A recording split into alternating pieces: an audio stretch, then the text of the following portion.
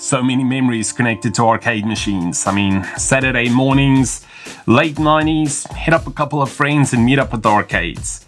Game sounds around you, just glazed and amazed. You had 50 rands worth of coins. Now, back then that was enough to keep you busy at least 2 to 3 hours straight. I mean, playing games like Virtual Cop 2, Tekken 3, Daytona USA, Metal Slug, Street Fighter 2. You go ahead and bump the coin machine, trying your luck catching those stuffed animals, and always, and I mean always, playing the House of the Dead. Now that was the rule. This game cost me a lot of coins. I remember me and my cousin pounding this game for 2 hours straight trying to get to the final boss and complete the game. Yep, we finally made it, but all I could hear afterwards was fun times though.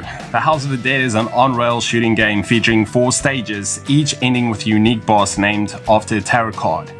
The fun arcade game is where you get to kill a lot, and I mean a lot, of zombies. The arcade version, some kind of first-person shooter, but the walking is done automatic. Aim good and kill zombies, aim at their head and they'll probably die, but beware of the good guys. I mean, the game is 2-player. Player 1 plays as Rogan, and player 2 plays as G.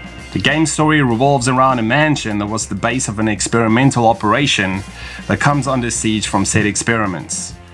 One of these researchers named Sophie manages to call for help for her AMS friends G and Rogan. They arrive and begin making their way through the mansion to help any researchers they can and put a stop to the mastermind who started it all, Kurian. The House of the Dead released the same year as Resident Evil smashed its way through on the PlayStation. Now, while Resident Evil emphasized suspense and survival, the House of the Dead focused on action, as it's presented as an on-rail shooter where players frantically unload clip after clip on swarms of the living dead. There were 3 sequels and several spin-offs, including a typing game called The Typing of the Dead. I loved this game growing up, and I still remember the red and blue plastic guns, shooting off screen to reload, watching the corners and saving the hostages.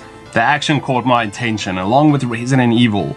This iconic on-rails arcade shooter helped restore zombies' pop culture relevance in the 90s and aimed the revival of the zombie film genre more than 2 decades later. This retro rewind is dedicated to the zombie-slaying, fun on-rail classic, The House of the Dead. So what type of games did you guys play at the arcades? Do you remember playing this game? Let us know in the comments below.